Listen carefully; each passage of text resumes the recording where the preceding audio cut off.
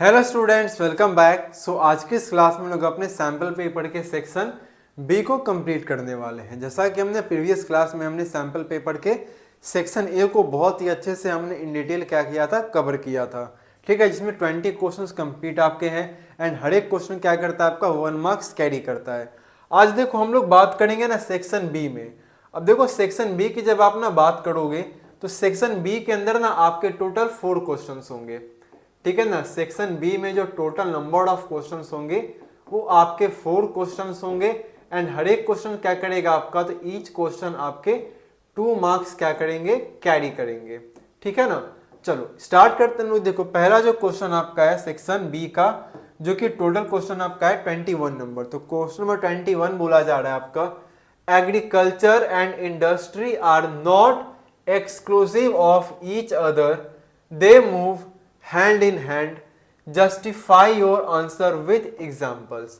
अब देखो बोला गया आपका ना कि देखो एग्रीकल्चर और जो आपके इंडस्ट्री हैं वो एक दूसरे के क्या होते हैं, एक्सक्लूसिव टू ईच अदर नहीं होते हैं, बल्कि क्या होते हैं आपके, दे मूव हैंड इन हैंड। वो ना हैंड इन हैंड क्या करते हैं आपके, मूव करेंगे। तो इस आंसर को हमें क्या करने ना, कुछ एग्जाम्पल के साथ में जस्टिफाई करने हैं। देखो आंसर लिखेंगे हम लोग अपने, agriculture and industry are not exclusive of each other, they move hand in hand. तो सबसे पहले आप क्या करोगे ना, स्टेटमेंट को लिखोगे। अब देखो जब स्टेटमेंट की हम लोग बात करेंगे ना आंसर की, तो आंसर होगा हमारा, agriculture and industry are not exclusive of each other, they move hand in hand.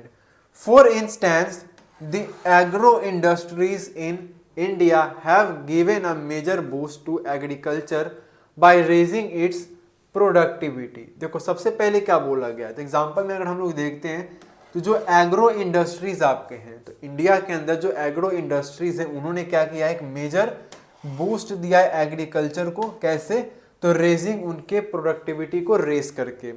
आगे देखो बोला गया आपका, they depend on the latter for raw materials and sell their products such as irrigation pumps, fertilizers, insecticides, pesticides, plastic and PVC pipes, machines and tools etc. to the farmers। इसके अलावा देखो industries क्या करते हैं, तो जो industries की जब हम लोग बात करेंगे तो इंडस्ट्रीज क्या करती हैं, तो इंडस्ट्रीज अपने रॉ मटेरियल को, ये रॉ मटेरियल कहाँ से लेती हैं, एग्रीकल्चर से लेती हैं। इसके अलावा वो अपने प्रोडक्ट को भी सेल करती हैं, जैसे इरिगेशन पंप्स हो गए, एग्रीकल्चर में यूज होता है उसका, आपके फर्टिलाइजर्स हैं, इंसेक्टिसाइड्स हैं, पेस्टिसाइड्स हैं, प्लास्टिक्स हो गए आपके, पीवीसी पाइप्स होंगे, मशीन्स हैं एंड कुछ टूल्स हो गए, तो फार्मर्स को ही बेचते हैं। देखो तो एक्सक्लूसिव ऑफ ईच अदर नहीं है, वो हैंड इन हैंड क्या करते हैं आपके, मूव करेंगे। चलो नेक्स्ट हमारा है क्वेश्चन नंबर 22। अब देखो क्वेश्चन नंबर जब 22 की हम लोग बात करेंगे ना, तो क्वेश्चन नंबर 22 में आपका देखो बोला जा रहा है, ठीक है, the silk routes are a good example of vibrant pre modern trade and cultural links between distant parts of the world, substantiate the statement with illustration. अब देखो पहले स्टेटमेंट समझते हैं क्या बोला गया है। देखो स्टेटमेंट बोला गया ना कि सिल्क रूट जो आपका है ना, वो एक गुड एग्जांपल आपका है, किसका है, तो वाइब्रेंट जो हमारा प्री मॉडर्न ट्रेड है और जो कल्चरल हमारा लिंक्स है, किसके बीच में आपके, तो distant parts of the world में। तो एक आपका अच्छा खासा क्या हमारा एक गुड एग्जाम्पल हमारा है ये। ठीक है ना, अब इसमें देखो बोला गया, जो स्टेटमेंट आपका है ना, तो इसको हमें इलुस्ट्रेशन के साथ में क्या करना है, सब्सटेंट करना है। ठीक है, तो आंसर देखो क्या बनेगा, The Silk routes are a good example of vibrant pre-modern trade and cultural links between distant parts of the world. There were several Silk routes। अब देखो Silk routes बहुत सारे थे आपके, ठीक है ना, over land and by seas that brought together regions of Asia and linked Asia with Europe and Northern Africa। देखो बोला जा रहा है सिंपली क्या, कि देखो सिल्क रूट्स बहुत सारे थे, लैंड के ऊपर थे आपके, समुद्र में थे, जिन्होंने क्या किया है, तो जिन्होंने एशिया के बहुत सारे रीजन्स को ब्रॉड एक साथ मिलाया है, लिंक किया, एशिया को यूरोप से लिंक किया है एंड नॉर्दर्न अफ्रीका से भी उसको लिंक किया है। They existed since before the Christian era, मतलब ये आपके एग्जिस्ट कर रहे थे, जो ट्रेड हम लोग जब सिल्क रूट की बात करेंगे तो सिल्क रूट आपके एग्जिस्ट कर रहे थे आपके कब, तो सिल्क रूट आपके बिफोर क्रिश्चियन एरा एग्जिस्ट कर रहे हैं and thrived almost till the 15th century, and 15th century तक भी क्या करते हैं आपके वो थ्राइव्ड होते हैं। The name silk route points to the importance of western bound Chinese silk cargoes along this routes. And जब सिल्क रूट की हम लोग बात करते हैं ना, तो सिल्क रूट क्या करता है आपका, पॉइंट्स करता है किसके इंपॉर्टेंस को, तो waste bound Chinese silk cargoes को, जो कि इस रूट के साथ में जाते हैं। अब देखो कुछ इलस्ट्रेशंस की जब बात करेंगे तो पहला देखो क्या है, Chinese pottery, textiles and spices from India and south east Asia also travelled same route. अब देखो जो चाइनीज आपकी पॉटरी है, टेक्सटाइल्स की बात कर लो, इंडिया से जो स्पाइसेस होते हैं आपके, है ना, एंड साउथ ईस्ट एशिया, ये ऑल्सो आपके ट्रेवल करते थे सेम रूट में।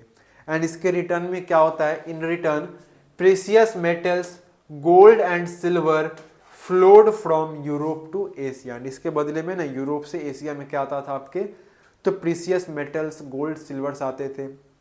दूसरा देखो बोला गया है trade and cultural exchange went hand in hand, बौद्धिज्म from India spread in several directions through intersecting points on the silk routes, है ना। early Christian missionaries traveled these routes to reach Asia and Muslim preachers took the same route a few centuries later। देखो दूसरा illustration में क्या बोला जा रहा है, देखो ट्रेड एंड कल्चरल एक्सचेंज होता है आपका हैंड इन हैंड। जैसे बौद्धिज्म की बात करेंगे तो बौद्धिज्म, देखो बौद्धिज्म का राइज कहाँ पर हुआ था, इंडिया के अंदर हुआ था, ठीक है। तो बौद्धिज्म इंडिया से कहाँ स्प्रेड होता है आपका, तो सेवरल डायरेक्शंस में स्प्रेड होते हैं, है ना, सिल्क रूट के पॉइंट्स को इंटरसेक्ट करते हुए। एंड आगे देखो बात करेंगे early Christian missionaries travelled this route, और इससे पहले जो क्रिश्चियन मिशनरीज थे उन्होंने भी क्या किया था, इस रूट को ट्रेवल्ड किया था। इवन जब मुस्लिम प्रीचर्स हैं उन्होंने भी सेम रूट को लिया था फ्यू सेंचुरीज बाद में लेटर। चलो आगे देखो हम लोग आते हैं क्वेश्चन नंबर 22। अब देखो क्वेश्चन 22 में ना आपको ए और बी दिख रहा होगा, तो क्वेश्चन नंबर जो आपका 22 है आपके ऑप्शन बेस्ड क्वेश्चन है। इधर आप ये बना सकते हो, इधर आप ये वाले क्वेश्चंस को बना सकते हो। तो यहाँ पर आपको क्या दिए जाएंगे, ऑप्शंस यहाँ पर आपके दिए गए थे। देखो दूसरा जो इसमें क्वेश्चन आपका है 22 का, इसमें बोला गया आपका new crops can significantly impact survival and well-being, provide evidence to support this statement। अब देखो यहाँ पर एक स्टेटमेंट बेस्ड क्वेश्चन है। स्टेटमेंट में देखो बोला गया आपसे ना कि जो न्यू क्रॉप्स क्या करते हैं, तो न्यू क्रॉप्स सिग्निफिकेंटली क्या करते हैं, इम्पैक्ट करते हैं किसको, सर्वाइवल एंड वेल बीइंग को। तो हमें ना इस स्टेटमेंट को कुछ एविडेंस क्या करने हैं, प्रोवाइड करने इस स्टेटमेंट को सपोर्ट में। देखो पहला आंसर लिखेंगे हम लोग, Europeans poor began to eat better and live longer with the introduction of the humble potato। अब देखो जस्ट लाइक जब यूरोपियंस की हम लोग बात करते हैं ना, यूरोप में जो पुअर लोग थे, जो पुअर यूरोपियंस आपके थे, वो बेटर ईट करना स्टार्ट करते हैं आपके, एंड लॉन्गर लिव करना स्टार्ट करते हैं जब इंट्रोडक्शन होता है किस चीज का, तो हम्बल पोटैटो का इंट्रोडक्शन होता है। नेक्स्ट हमारा है Ireland's poorest peasants became so dependent on potatoes that when disease destroyed the potato crop in the mid 1840s, hundreds of thousands died of starvation। Thus new crops can significantly impact survival and well-being। अब देखो बोला गया है simply क्या ना, देखो दूसरे में कि जब आयरलैंड के जो पुअरेस्ट जो बिल्कुल गरीब किसान थे ना आयरलैंड के, वो मतलब पोटैटो पर वो इतना ज़्यादा क्या होते हैं, डिपेंड हो जाते हैं कि जब आपके क्या होते हैं 1840s में ना, 1840s के मिड में जब पोटैटो क्रॉप्स आपका डिस्ट्रॉय होता है डिजीज के कारण, देन वहाँ पर ना हजारों सैकड़ों हजारों के नंबर में क्या होते हैं ना, आयरलैंड के जो लोग होते हैं ना वो भूख से मारे जाते हैं। इस तरह से हमें देखने को मिलता है कि न्यू क्रॉप्स क्या करते हैं आपके, सिग्निफिकेंटली इम्पैक्ट करते हैं सर्वाइवल एंड वेलबींग को। चलो आगे हम लोग बढ़ते हैं। नेक्स्ट हमारा है क्वेश्चन नंबर 23। देखो इसमें बोला गया है India with vast population and diversity represents a classic example of power sharing that exemplifies the very spirit of democracy. Justify this statement. अब देखो यहाँ पर भी स्टेटमेंट आपका दिया गया, इस स्टेटमेंट को हमें क्या करने हैं, जस्टिफाई करने हैं। देखो स्टेटमेंट बोला गया India with vast population and diversity. No doubt हमें पता है इंडिया का पॉपुलेशन बहुत ही वास्ट है एंड यहाँ पर डाइवर्सिटी आपको काफ़ी ज़्यादा देखने को मिलती है। इसके बाद भी क्या करता है इंडिया, रिप्रेजेंट करता है क्लासिकल एग्जाम्पल में किसका, तो पावर शेयरिंग के क्लासिकल एग्जाम्पल को इंडिया क्या करता है आपका, रिप्रेजेंट करता है, जो कि एग्जेम्पलीफाइज करता है आपके वेरी स्पिरिट ऑफ डेमोक्रेसी को, जो कि कहीं ना कहीं डेमोक्रेसी के स्पिरिट को बताता है आपको। तो हमें इस स्टेटमेंट को जस्टिफाई करना है। देखो सिंपली आंसर लिखेंगे हम लोग, power sharing is the very spirit of democracy. Spirit मतलब कहते हैं ना, अगर स्पिरिट की आप बात करोगे तो समझ लो कि ना डेमोक्रेसी की क्या एक तरह से ना आत्मा है ना। पावर शेयरिंग समझ लो कि आत्मा है आपके डेमोक्रेसी की। A democratic rule involves sharing power with those affected by its exercise and who have to live with its effect. अब देखो जब डेमोक्रेसी की बात करते हैं ना, तो एक डेमोक्रेटिक रूल में क्या इन्वॉल्व होता है आपका, तो शेयरिंग पावर आपका इन्वॉल्व होता है किसके साथ में, जो कि अफेक्टेड होते हैं इसके एक्सरसाइज से, and who have to live with its effect, और जिनको इन इफेक्ट के साथ में रहना होता है। People have a right to be consulted and how they are to be govern, है ना। लोगों के पास ये राइट है ना, लोगों के पास ये राइट होता है आपके डेमोक्रेसी के अंदर कि उनसे पूछा जाए कि उनको किस तरीके से गवर्न करना होगा। A legitimate government is one where citizens through participation acquire a stake in the system। and एक legitimate government आपकी कब होती है, तो एक legitimate government आपकी वही होती है जब क्या करती है, वो अपने citizens को क्या करती है, participate करने देती है ना, सिस्टम के अंदर में, ताकि सिस्टम में उनका भी क्या हो सके, एक स्टेक हो सके। चलो आगे आते हैं हम लोग। नेक्स्ट हमारा है क्वेश्चन नंबर 24। देखो क्वेश्चन नंबर 24 में बोला जा रहा है क्या है, local government is an effective way to uphold the democratic principle of decentralisation. ठीक है ना, इंपॉर्टेंट है, याद रखेंगे इसको।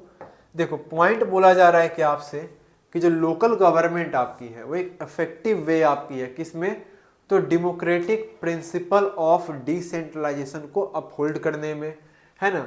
Justify the statement with valid points. अब ये देखो ये भी आपके स्टेटमेंट बेस्ड क्वेश्चन है, यहाँ पर भी स्टेटमेंट को हमें क्या करने हैं, स्टेटमेंट को जस्टिफाई करना है। तो चलो जस्टिफाई करते हैं। देखो आंसर क्या होगा आपका, तो आंसर लिखेंगे हम लोग, when power is taken away from central and state governments and given to local government, it is called decentralisation. The basic idea behind decentralization is that there are many problems and issues which are best settled at the local level। अब इसको ना थोड़ा सा हम लोग समझेंगे। देखो जैसे ना अगर हम लोग बात करते हैं फेडरल गवर्नमेंट की, जैसे इंडिया में ना फेडरल गवर्नमेंट है ना। अब देखो फेडरल जब गवर्नमेंट की हम लोग बात करते हैं ना, तो फेडरल गवर्नमेंट देखो किसको बोलते हैं, जब दो या दो से ज्यादा लेवल की आपकी गवर्नमेंट होती है उसको हम लोग बोलते हैं आपकी फेडरल गवर्नमेंट। यानी कि ना जब आप इंडिया की बात करते हो तो इंडिया में देखो तीन तरह के गवर्नमेंट हैं।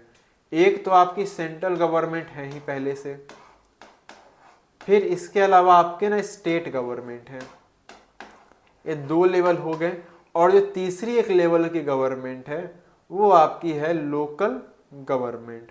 अब इसको थोड़ा समझेंगे। यहां पर एक वर्ड है आपका डिसेंट्रलाइजेशन। देखो इसमें क्या होता है, जब पावर की बात करेंगे ना, अब देखो गवर्नमेंट के पास क्या होगा, तो जो गवर्नमेंट होती है गवर्नमेंट के पास आपका पावर होता है। तो जब पावर को सेंट्रल गवर्नमेंट से एंड स्टेट गवर्नमेंट से, अब देखो सारे पावर्स नहीं लेंगे, कुछ power central government state government से लेकर के किसको दी जाती है, तो लोकल गवर्नमेंट को ना जब दी जाती है, इसी को हम लोग क्या बोलते हैं, डिसेंट्रलाइजेशन बोलते हैं। अब पॉइंट है कि सर जब स्टेट गवर्नमेंट है, सेंट्रल गवर्नमेंट है, तो एक लोकल गवर्नमेंट बनाने की ना क्या ज़रूरत है। बहुत ही सही बात है। देखो तो लोकल गवर्नमेंट बनाने का बेसिक आइडिया है या फिर डिसेंट्रलाइजेशन करने का जो बेसिक रीज़न है ना, वो एक सिंपल क्या है, तो इसके पीछे का जो आपका एक बेसिक आइडिया है कि इसके पीछे डिसेंट्रलाइजेशन के पीछे एक सिंपल है that many problems and issues are which are best settled at the local level. देखो बहुत सारे ना ऐसे इश्यूज होते हैं, मुद्दे होते हैं जिनको लोकल लेवल पर ही सॉल्व किया जा सकता है। सपोज दैट मान के चलो ना, आप जिस भी अपने लोकेलिटी में रहते होंगे, सपोज दैट मान के चलो बिहार स्टेट में आता है, ठीक है। अब आपकी लोकेलिटी किसी ना किसी जगह पर होगी, ठीक है ना, आपके कोई गली मोहल्ले होंगे, वहां पर क्या हो रहा है, सीवेज का प्रॉब्लम है। तो क्या हो, नीतीश कुमार को रिपोर्ट करोगे स्टेट गवर्नमेंट में? नहीं, आप बोलोगे सर लोकल एक ऐसा बॉडी होनी चाहिए जो हमारे आसपास एरिया के प्रॉब्लम को लोकल लेवल बड़ी आसानी से सॉल्व कर सके। इसीलिए क्या बनाया गया, आपका लोकल गवर्नमेंट को बनाया गया है ना, ताकि जो लोकल लेवल पर जो मेन प्रॉब्लम्स है उनको लोकल लेवल पर ही सॉल्व कर लिया जाए।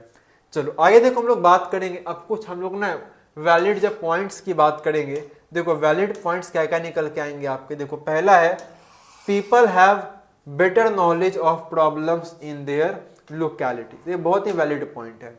अब देखो आपके लोकेलिटी में क्या प्रॉब्लम है, ये आपके आसपास के लोग ना बेहतर समझेंगे as compare to the state government. ये पहला रीजन हो गया। दूसरा देखो पॉइंट है they also have better ideas on how what to spend money and how to manage things more efficiently. अब देखो जो दूसरा पॉइंट है, अब देखो जो लोकल पीपल है, जो लोग, अब देखो क्योंकि आपके वार्ड में जैसे ना वार्ड काउंसलर्स होते हैं, अगर आप एमएनसीज की बात करते हो ना, म्युनिसिपल कॉरपोरेशन की, तो वार्ड काउंसलर्स होते हैं आपके।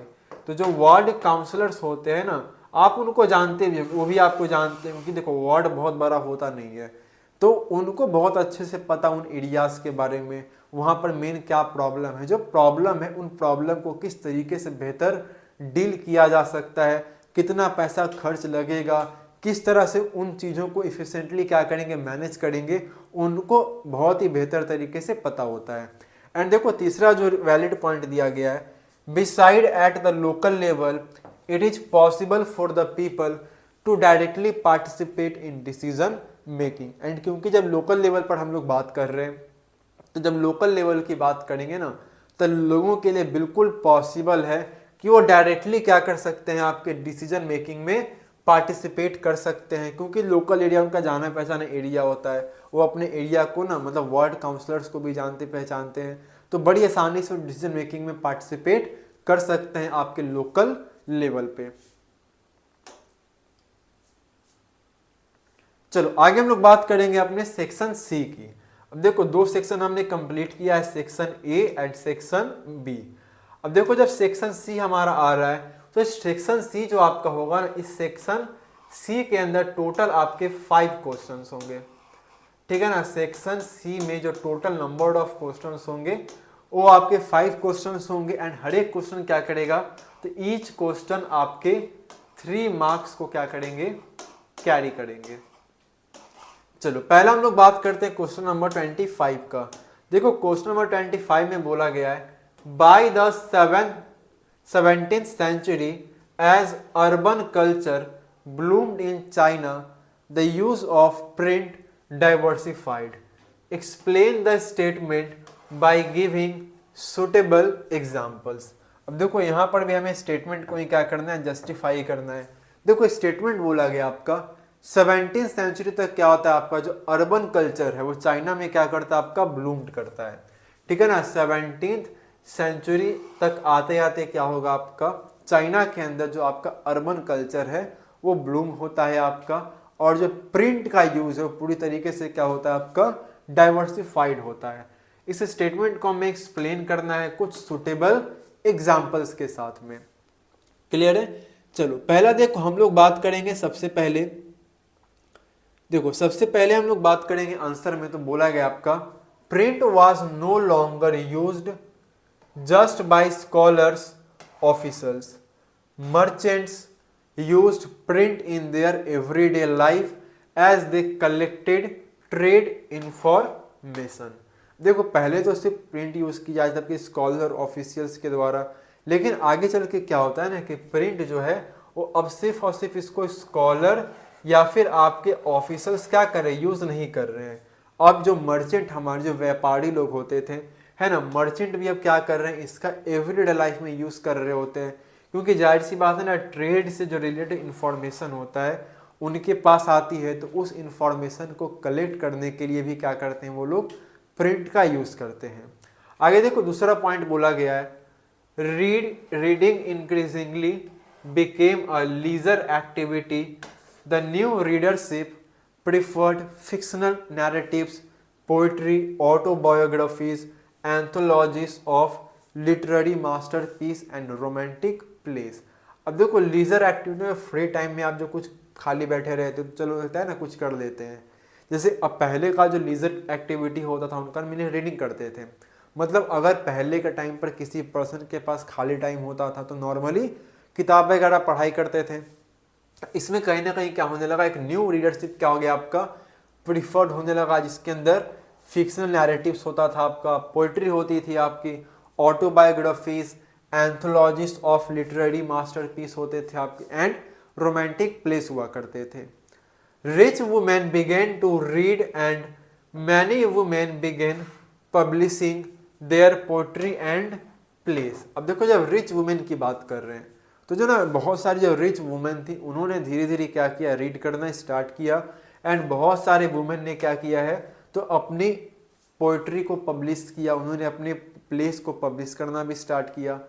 Wives of scholar officers published their works and कॉटसन्स रोट अबाउट देयर लाइफ्स। देखो जो स्कॉलर ऑफिसर्स होते थे तो स्कॉलर ऑफिसर्स की ना जो वाइफ होती थी वो धीरे धीरे क्या करने लगी, तो उन्होंने अपनी पोइट्री को प्ले को पब्लिश करना स्टार्ट किया है ना, और जो ऑफिसर्स के वाइफ्स होती थी, स्कॉलर ऑफिसर्स की जो वाइफ्स होती थी वो अपनी क्या करते वर्क्स को पब्लिश किया करती थी, एंड जो कोर्टरेंट्स यानी कि जो दरबारी होते थे उनके लाइफ्स के बारे में, उनकी जिंदगी के बारे में भी लिखा करते थे। चलो नेक्स्ट हमारा है क्वेश्चन नंबर 26। अब देखो जब क्वेश्चन नंबर ना 26 की हम लोग बात करेंगे, देखो इसमें भी आपका ना ऑप्शन आएगा 26A 26B, तो यहाँ पर भी आपको देखो दो क्वेश्चन मिलेंगे, तो आपको ऑप्शन देखना है, दोनों में से आप कोई एक क्वेश्चन क्या करते एग्जाम में बना सकते हो। हम लोग यहाँ पर दोनों क्वेश्चन को डिस्कस करेंगे। देखो पहला जो क्वेश्चन आपका इसके अंदर लिया गया है, इसमें बोला गया आपका क्या है, मिस्टर वाई, ठीक है ना। देखो Mr Y from a city in India visits a rural area and finds 5 people working in a small agricultural farm. More than 2 people are not required to work in farm, and removing the other 3 will not affect the production. How can one solve this problem of underemployment in rural areas? Explain. थोड़ा statement हमारा बड़ा हो गया है तो पहले statement को हम लोग क्या करेंगे, ब्रेक डाउन करते हैं। देखो स्टेटमेंट बोला गया है, Mr Y from a city in India visits a rural area. देखो मिस्टर वाई एक पर्सन है जो कि शहर से है, ये क्या करते हैं ना, गांव जाते हैं घूमने, रूरल एरियाज में घूमने जाते हैं, वहां पर कुछ फाइंड करते हैं। क्या फाइंड करते हैं, find 5 people working in a small agricultural farm. अब वहां पर क्या देख रहे हैं कि 5 लोग क्या कर रहे हैं, एक छोटा सा आपका खेत है, एक एग्रीकल्चरल लैंड फार्म है, उस छोटे से एग्रीकल्चरल फार्म में 5 लोग क्या कर रहे हैं, वहां पर काम कर रहे हैं।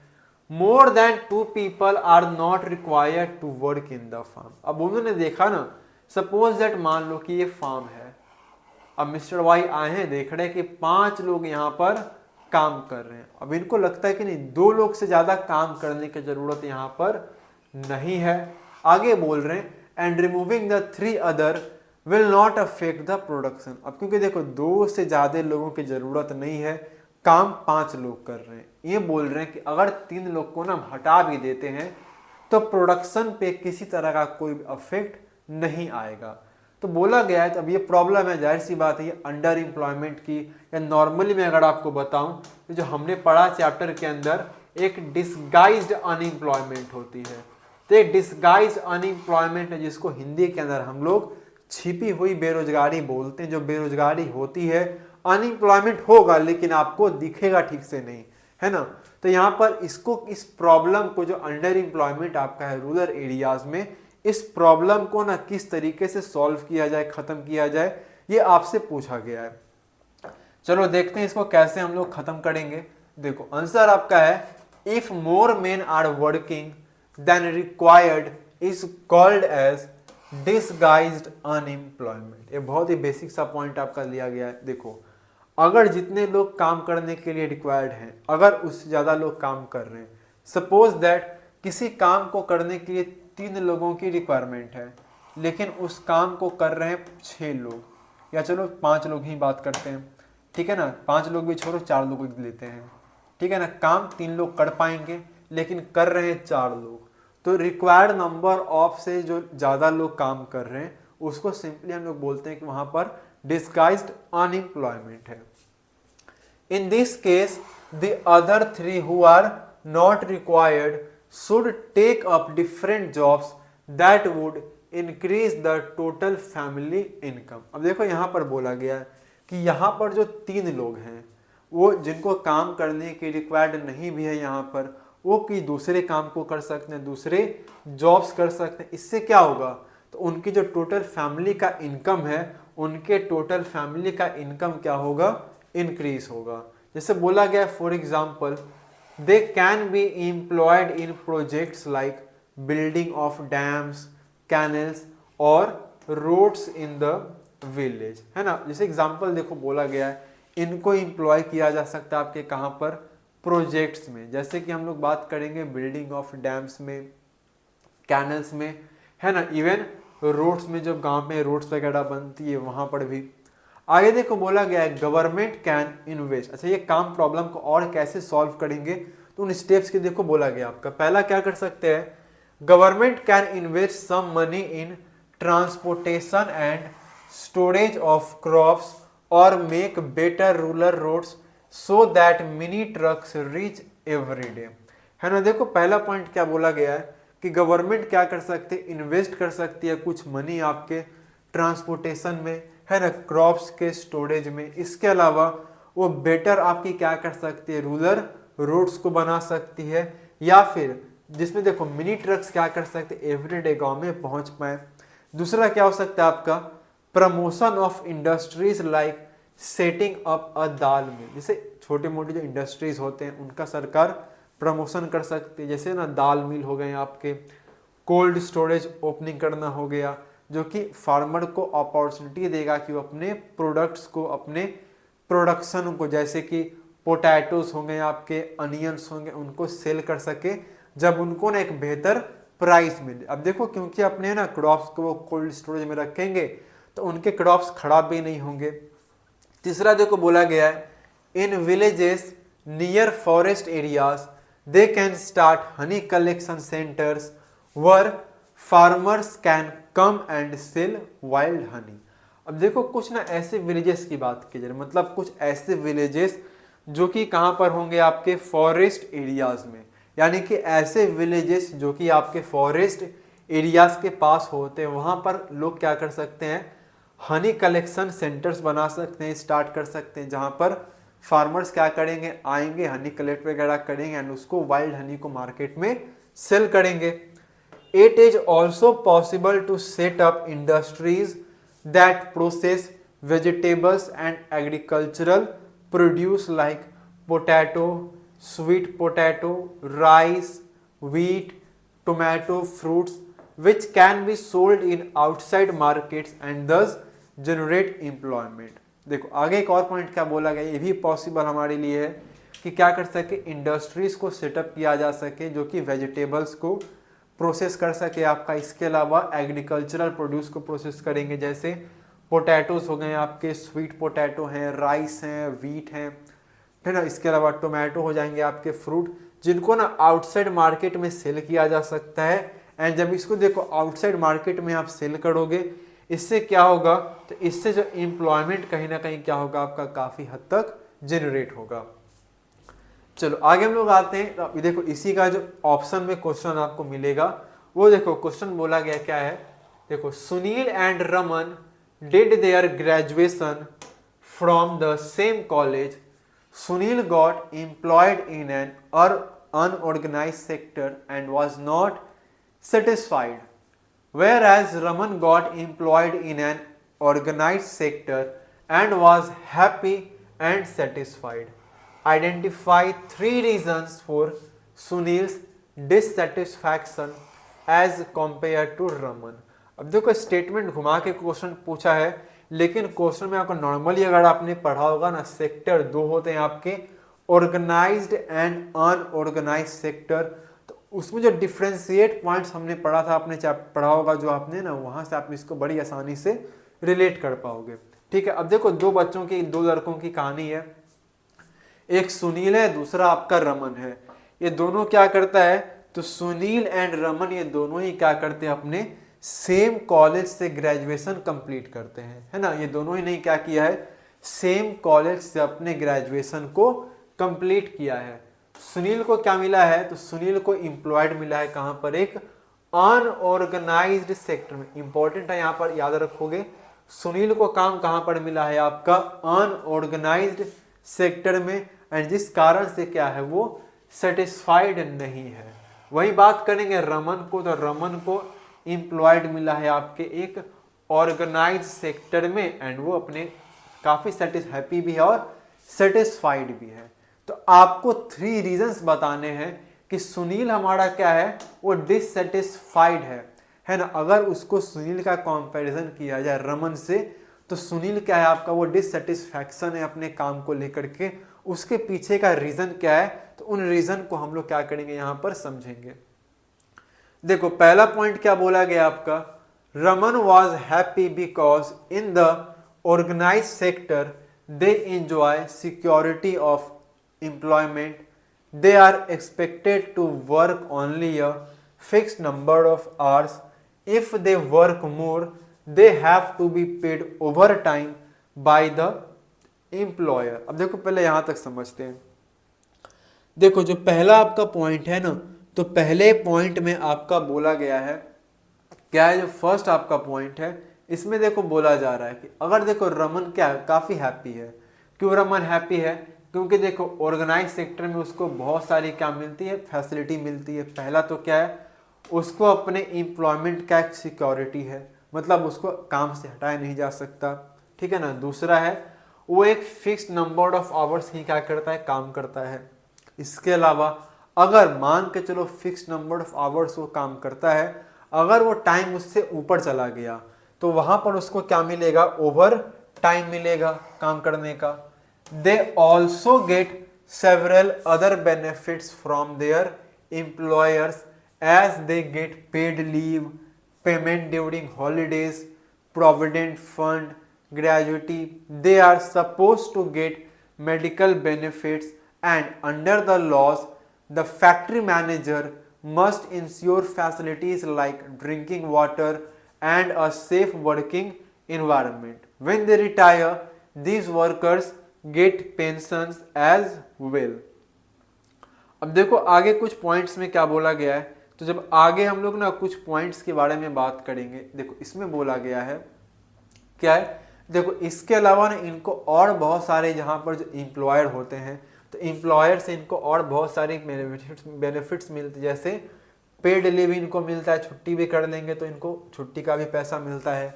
इसके अलावा हॉलीडेज के ड्यूरिंग में इनको पैसा मिलेगा, जैसे नॉर्मली क्या होती है दुर्गा पूजा में छुट्टी हो गई, दिवाली में छुट्टी, होली में छुट्टी तो रहेगी, लेकिन हॉलीडे पेड है, हॉलीडे में भी इनको पेमेंट मिलेगा आपके, प्रोविडेंट फंड इनको मिलते हैं, ग्रेजुटी मिलती है इनको, एंड इसके अलावा इनको मेडिकल बेनिफिट्स भी मिलते हैं। एंड लॉस के अकॉर्डिंगली जो इनके फैक्ट्री का मैनेजर है वो इनके लिए ना बहुत सारी फैसिलिटीज क्या करता है, इंश्योर करता है, जैसे ड्रिंकिंग वाटर होना चाहिए, सेफ वर्किंग इन्वायरमेंट होना चाहिए, एंड व्हेन दे रिटायर, जब भी क्या होता है आपके वर्कर्स रिटायर होते हैं तो इन वर्कर्स को पेंशंस भी क्या होता है दिया जाता है ना। जब क्या होंगे वर्कर्स रिटायर होते हैं तो इनको पेंशन्स भी दिया जाता है। चलो आगे देखो हम लोग बात करेंगे नेक्स्ट क्या बोला गया आपका। देखो नेक्स्ट हमारा है आगे जो पॉइंट्स इसके अंदर है, whereas Sunil was unhappy. अब देखो क्योंकि जब ना हम लोग बात करते हैं सुनील की, तो सुनील क्या है आपका अनहैप्पी है। अब सुनील के ना अनहैप्पी होने का क्या है आपके, तो इसके पीछे बहुत सारे अलग अलग क्या है रीजंस हैं, ठीक है ना। पहला तो क्या आपका सुनील अनहैप्पी है क्योंकि वो अनऑर्गेनाइज सेक्टर कैटेगराइज किया गया आपका स्मॉल एंड स्कैटर्ड यूनिट से, which are largely outside the control of the government. मतलब देखो जो अनऑर्गेनाइज्ड आपका सेक्टर है वही स्मॉल है, स्कैटर्ड है और वो गवर्नमेंट कंट्रोल के भी क्या होता है बाहर होता है। There are rules and regulations but these are not follows. अब देखो ऐसा नहीं है कि जो अनऑर्गेनाइज सेक्टर है वहां पर रूल्स एंड रेगुलेशंस नहीं है, वहां पर भी क्या होते हैं आपके रूल्स एंड रेगुलेशंस होते हैं, लेकिन उन रूल्स एंड रेगुलेशंस को फॉलो नहीं किया जाता है। क्लियर है। आगे देखो बोला गया है jobs here are low paid, and यहाँ पर देखो जो भी जॉब्स होते हैं वो कैसे होते हैं आपके लो पेड होते हैं एंड रेगुलर भी नहीं होते हैं, मीन्स कभी भी आपको काम से हटाया जा सकता है। There is no provision for overtime, means यहाँ पर देखो फिक्स्ड नंबर ऑफ वर्किंग यहाँ पर क्या है आपका फिक्स नहीं है, आपको एक्स्ट्रा भी काम करना पड़ सकता है। एक्स्ट्रा भी आपको अगर काम करना पड़ेगा तो उसके बदले आपको पैसे नहीं दिए जाएंगे, ठीक है। Paid leave, holiday leave due to sickness etcetera, employment is not secure. And यहाँ पर देखो नॉर्मली हम लोग क्या करते हैं बात करते हैं, है ना। यहाँ पर देखो क्या किया जा रहा है, तो यहाँ पर देखो नॉर्मली पॉइंट बोला गया कि देखो लो पेड है, रेगुलर जॉब भी नहीं है, ओवर टाइम का कोई प्रोविजन नहीं है, पेड लीव का कोई प्रोविजन नहीं आपका है, हॉलीडे का प्रोविजन आपको यहाँ पर नहीं मिलता है। अगर आप बीमार पड़ गए तो छुट्टी करोगे उसके बदले आपके पैसे भी काट लिए जाएंगे। कुल मिला के बात करेंगे तो यहाँ पर जो एम्प्लॉयमेंट है, एम्प्लॉयमेंट आपका कैसा है, तो यहाँ पर जो आपका एम्प्लॉयमेंट है वो सिक्योर नहीं है, ठीक है ना। एंड बहुत सारी जो चीज़ें आपके डिपेंड किसके ऊपर करती है आपके एम्प्लॉयमेंट एम्प्लॉयर पर, ठीक है ना। अब देखो नॉर्मली बात करेंगे सेक्टर के अंदर में कहते हैं ना बहुत सारे ऐसे लोग हैं जो एम्प्लॉय छोटे मोटे जॉब करते हैं रोड्स पर, स्ट्रीट्स पर, है ना। तो ये कुछ बहुत सारे रीजंस हैं, पॉइंट्स हैं जिस कारण से क्या होगा हमारा जो सुनील होगा वो डिससेटिस्फैक्शन होगा। चलो आगे हम लोग बात करेंगे अपने क्वेश्चन नंबर 27 में। देखो क्वेश्चन नंबर 27 में बोला गया आपका define agricultural term used for cultivation of for fruits and vegetables, write its feature with reference to India. अब देखो पहला क्वेश्चन में स्टेटमेंट क्या दिया गया है, तो आपको ना एग्रीकल्चरल टर्म को डिफाइन करना है जिसका यूज किया जाए किसके कल्टीवेशन के लिए, तो जिसका यूज किया जाता है आपके फ्रूट्स एंड वेजिटेबल्स के कल्टीवेशन के लिए। आपको इसके बाद नेम तो बताना ही बताना है, डिफाइन करना है, प्लस इंडिया के रेफरेंस में आपको इसके क्या करने हैं फीचर्स भी बताने हैं। अब देखो जैसे आप नॉर्मली क्या करते हो ना बात करते हो किनके बारे में, cultivation of fruits and vegetables के बारे में, तो यहाँ पर जो आपका ना एग्रीकल्चरल टर्म आएगा वो कौन सा होता है आपका हॉर्टिकल्चर। तो horticulture is a term used for the cultivation of fruits and vegetables. अब सम फीचर्स की बात करेंगे ना इंडिया के रेफरेंस में, तो पहला देखो फीचर क्या बनेगा आपका, India is one of the major producers of fruits and vegetables in the world. अब देखो पूरे वर्ल्ड की हम लोग बात करेंगे ना, तो पूरे वर्ल्ड में क्या है India one of the major क्या है हमारा प्रोड्यूसर है फ्रूट्स एंड वेजिटेबल्स का। आगे देखो दूसरा पॉइंट क्या है, it is a producer of tropical and temperate fruits. अब देखो दूसरा क्या, इंडिया हमारा एक प्रोड्यूसर है ट्रॉपिकल एंड टेम्परेट फ्रूट्स का। एंड जो तीसरा इंपॉर्टेंट है वो हमारा है India produces 30% of the world's vegetable. यानी कि देखो पूरे वर्ल्ड में ना जितनी भी वेजिटेबल्स होती हैं उन टोटल वेजिटेबल का 13% अकेले कौन प्रोड्यूस करता है हमारा, तो 13% अकेले इंडिया क्या करता है उसका प्रोड्यूस करेगा। चलो आगे हम आएंगे अपने क्वेश्चन नंबर 4 में, सॉरी क्वेश्चन नंबर 28 में। देखो 28 क्वेश्चन क्या बोला गया आपका, women empowerment has greatly improved their status in society over the years. Give any 3 examples to prove the statement. देखो स्टेटमेंट बोला गया है कि वुमेन का जो एम्पावरमेंट है वो ग्रेटली क्या कर रहा है, आपका इम्प्रूव कर रहा है उनके सोसाइटी में उनके स्टेटस को ओवर द ईयर्स। तो आपको ना कुल 3 एग्जाम्पल्स बताने हैं इस स्टेटमेंट को प्रूफ करने के लिए। अब 3 क्या, हम लोग 4 एग्जाम्पल लेंगे, है ना। देखो पहला क्या है हमारा स्टेटमेंट है, women empowerment has taken leaves and bounds from yes, है ना, यस्टर्स टू प्रेजेंट्स। मतलब देखो पहले सिंपली क्या बोला गया, देखो वुमेन एम्पावरमेंट क्या कर रहा है, तो जब ना अगर हम लोग वुमेन एम्पावरमेंट की बात करेंगे तो लीव्स एंड बाउंड्स क्या कर रहा है हमारा, तो ईस्टर ईयर से क्या कर रहा है हमारे प्रेजेंट में काफ़ी आपको इम्प्रूवमेंट देखने को मिल रही है, ठीक है ना। अब कौन कौन से डेवलपमेंट है, इन डेवलपमेंट को हम लोग देखते हैं। देखो पहला डेवलपमेंट क्या आएगा आपका, passing of women reservation bill 2023। अब ये मोस्ट इंपॉर्टेंट आपका है, आप कोई पॉइंट लिखो मत लिखो एग्जाम में, ये पॉइंट आपके काफ़ी इंपॉर्टेंट होते हैं क्योंकि रिसेंट तक आपका एग्जाम्पल है, ठीक है ना। अब देखो वुमेन रिजर्वेशन आपका बिल पास होता है 2023 में, एक पहला हो जाएगा आपका। दूसरा है इम्प्रूव्ड लिटरेसी रेट, है ना, आपका लिटरेसी रेट क्या हुआ है वुमेन का, काफ़ी ज़्यादा इम्प्रूव्ड हुआ है। तीसरी हम लोग बात करेंगे, women have equal rights as men on their father's property. अब देखो जो वुमेन आपकी हैं तो इनका एक इक्वल राइट हो चुका है आपका एज मेन की तरह फादर के प्रॉपर्टी में। पहले ऐसा नहीं था लेकिन अब इस चीज को कर दिया गया है। एंड लास्ट हम लोग बात करेंगे, women could be seen in all the fields of development, science, economy, education, media, corporate etcetera. And अगर अभी की आप बात करोगे ना प्रेजेंट टाइम की, तो प्रेजेंट टाइम में ना आप डेवलपमेंट के ना आप जिस भी फील्ड में देख लो, हर फील्ड में क्या मिलेंगे आपको, वुमेन देखने को मिलेंगे। चाहे आप साइंस की बात कर लो, इकोनॉमी की बात कर लो, एजुकेशन की बात कर लो, मीडिया की बात कर लो, या फिर आप कॉर्पोरेट सेक्टर की बात करो। चलो आगे हम लोग आते हैं, नेक्स्ट हमारा है क्वेश्चन नंबर 29।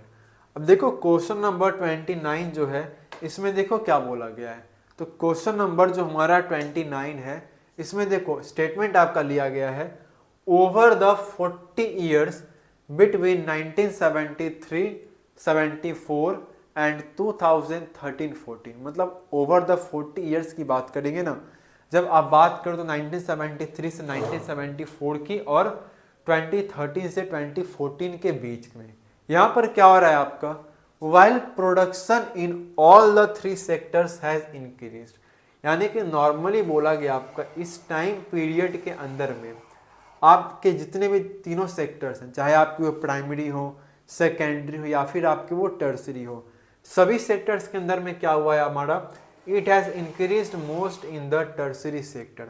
मतलब तीनों सेक्टर में ना इंप्रूवमेंट हमें देखने को मिला है, प्रोडक्शन में इंक्रीज देखने को मिला है। लेकिन अगर एक हम लोग बात करेंगे ना कि सबसे ज़्यादा जो इंक्रीजमेंट आपको देखने को मिला है वो टर्सरी सेक्टर में देखने को मिला है as a result in the year 2013-14। And इसी कारण से हमें देखने को मिलता है कि 2013-14 के अंदर में the tertiary sector has emerged as the largest producing sector in India replacing the primary sector. And इसी कारण से हमें देखने को मिलता है कि ईयर 2013-14 के अंदर में टर्सरी सेक्टर क्या करता है, आपका लार्जेस्ट प्रोड्यूसिंग सेक्टर इंडिया में इमर्ज होता है प्राइमरी सेक्टर को भी रिप्लेस करके। ठीक है, स्टेटमेंट हो गया। अभी देखो इसके पीछे क्वेश्चन क्या दिया गया है, क्वेश्चन बोला गया आपका, why do you think tertiary sector has become so popular in India. पहला क्वेश्चन तो बोला गया है कि इंडिया में ना जो टर्सरी सेक्टर इतना ज्यादा क्या हो रहा है, आपका ग्रो कर रहा है, टर्सरी सेक्टर इंडिया में इतना ज्यादा पॉपुलर हो रहा है, इसके पीछे का क्या रीजंस है ना। आपको अपने आंसर को सपोर्ट करना है, कोई 3 रीजंस हमें देने हैं। सिंपल, तो हमें सिंपली देखना है कि 3 हमें रीजंस बताने हैं कि आखिर क्यों इंडिया के अंदर जो टर्सरी सेक्टर है इतना ज्यादा वो पॉपुलर हुआ है। क्लियर। देखो पहले हम लोग बात करेंगे क्या है हमारा, इन एनी कंट्री, ठीक है ना, पहला हमारा आंसर होगा point, in any country several services such as hospitals, education institutions, post and telegraph services, police stations, courts, village administrative offices, municipal corporations, defence, transport, banks, insurance companies, etc. are required.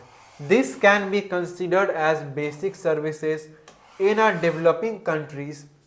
The government must take responsibility for the provisions of these services. अब देखो पहला statement क्या बोला है, देखो आप ना किसी भी कंट्री की बात करोगे तो वहां पर क्या होते हैं आपके ना, तो किसी भी कंट्री में ना बहुत सारे क्या होते हैं आपके सेवरल सर्विसेज आपको देखने को मिलते हैं। जैसे अगर हम लोग बात करते हैं हॉस्पिटल्स की, एजुकेशनल इंस्टीट्यूशंस की, पोस्ट एंड टेलीग्राफ सर्विसेज का, पुलिस स्टेशंस की हम लोग बात करेंगे, कोर्ट्स होते हैं आपके, विलेज एडमिनिस्ट्रेटिव ऑफिसेस होते हैं, म्युनिसिपल कॉरपोरेशंस हो गए, defence, transport, banks, insurance companies, ये सभी रिक्वायर्ड होते हैं एंड इनको एक बेसिक सर्विस कंसिडर्ड आपका किया जाता है। और जब एक डेवलपिंग कंट्री की बात करेंगे, जैसे इंडिया क्या हमारा एक डेवलपिंग कंट्री है, तो किसी भी जब डेवलपिंग कंट्री की बात आती है ना, तो डेवलपिंग कंट्री के अंदर में गवर्नमेंट क्या करती है, रिस्पॉन्सिबिलिटी होती है गवर्नमेंट की कि वो इन सर्विसेज को क्या कर सके, प्रोविज़न कर सके। एंड ये सभी कहाँ पर आते हैं, आपके टर्सरी सेक्टर में आते हैं, है ना। ये जितने भी सर्विसेज आपके हैं ये सभी के सभी सर्विसेज आपके टर्सरी सेक्टर के अंदर में आएंगे।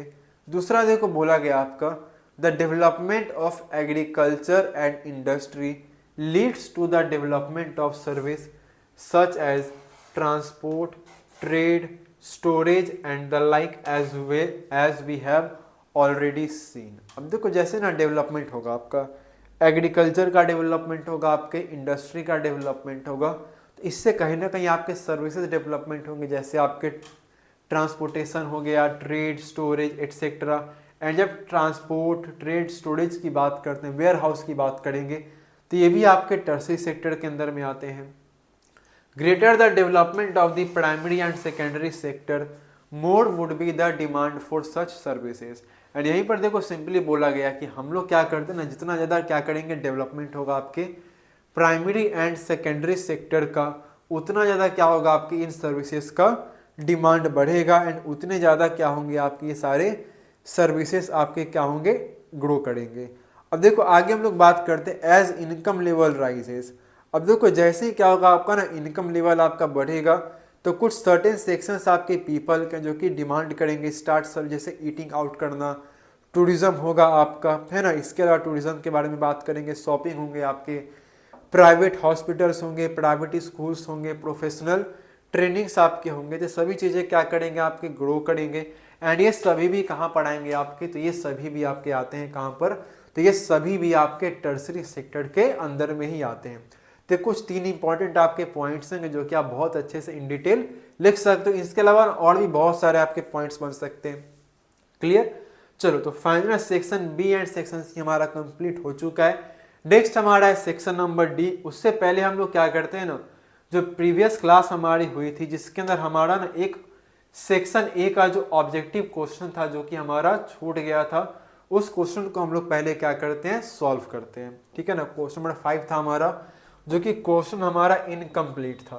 देखो इसको पहले हम लोग डिस्कस करते हैं। देखो क्या बोला गया आपका, conservation of forest is a key to the survival of human mankind. काफी इंपॉर्टेंट डेटा आपका है। क्या बोला गया है, देखो जब ना हम लोग कंजर्वेशन ऑफ फॉरेस्ट करते हैं तो की आपका सर्वाइवल है किसका, ह्यूमन मैनकाइंड का। Some of the practices undertaken in India in this direction is joint forest management. और इंडिया के अंदर में क्या किया गया ना, तो कुछ आपके प्रोसेस अंडरटेकन किए गए चीज़ों को करने के लिए किस डायरेक्शन में, ज्वाइंट फॉरेस्ट मैनेजमेंट के डायरेक्शन में। Identify the correct information related to joint forest management. अब देखो यहाँ पर कुछ स्टेटमेंट दिए गए, उन स्टेटमेंट में कुछ इंफॉर्मेशन होगा, तो जो करेक्ट इंफॉर्मेशन है ज्वाइंट फॉरेस्ट मैनेजमेंट से रिलेटेड हमें उनको क्या करना है, बताने हैं। देखो स्टेटमेंट पहला आपका है, it involves local communities in the management and restoration of degraded forest. देखो पहला स्टेटमेंट क्या बोला जा रहा है, तो जो पहला हमारा स्टेटमेंट है इसमें बोला गया आपका कि इसमें लोकल कम्युनिटीज इन्वॉल्व होती हैं management and restoration of degraded forest के अंदर। तो ये स्टेटमेंट कंप्लीटली क्या होगा हमारा, सही होगा, है ना। चलो आगे हम लोग बात करेंगे स्टेटमेंट 2 में क्या बोला जा रहा है, the programme has been in formal existence since 1980। तो 1980 स्टेटमेंट क्या होगा आपका, गलत होगा, ये आया था आपका 1988 के अंदर में। क्लियर है, आगे आते हैं। Jharkhand past the first resolution for joint forest management. तो ये भी गलत होगा हमारा, जो फर्स्ट स्टेट होता है जो रेजोल्यूशन को पास करता है ज्वाइंट फॉरेस्ट मैनेजमेंट को, वो होता है हमारा ओडिशा, है ना। ओडिशा क्या करता है, सबसे पहले इस रेजोल्यूशन को पास करता है, ठीक है। तो स्टेटमेंट्स 2 और 3 हमारा गलत होगा। आगे हम लोग आते हैं, नेक्स्ट हमारा है 4th, the members of local village communities are entitled to intermediatory benefits like non timber forest producers. तो स्टेटमेंट भी क्या होगा हमारा, करेक्ट होगा। यानी कि देखो ऑप्शन नंबर 2 एंड 3 गलत हो जाएगा, 1 एंड 4 हमारे ऑप्शन क्या होंगे, सही होंगे। यहाँ पर देखो ए में बोला गया 1 एंड 2 ओनली करेक्ट, गलत हो जाएगा हमारा, 2 तो होगा ही नहीं, 2 3 ये भी नहीं होगा हमारा। सी में है 1 एंड 4, तो जो करेक्ट हमारा ऑप्शन होगा वो ऑप्शन नंबर हो जाएगा हमारा सी। यानी कि जो ऑप्शन नंबर सी हमारा होगा वो क्या होगा, करेक्ट ऑप्शन इसका होगा। चलो आगे हम लोग आते हैं, नेक्स्ट हमारा है, चलो नेक्स्ट हमारा है सेक्शन नंबर डी। अब देखो 3 सेक्शन हमने कंप्लीट किया है, ए बी एंड सी, जो 3 हमारे सेक्शंस है ना, वो सेक्शंस हमारे डी ई एंड एफ, ये 3 सेक्शंस हमारे बचे हुए हैं। तो इन तीनों सेक्शंस को हम लोग क्या करेंगे, अपने नेक्स्ट क्लास में बहुत ही अच्छे से इन डिटेल कवर करेंगे। सो आज के इस क्लास यहीं पर हम अपने एंड करते हैं, तब तक के लिए थैंक यू, मिलते हैं अपने नेक्स्ट क्लास में।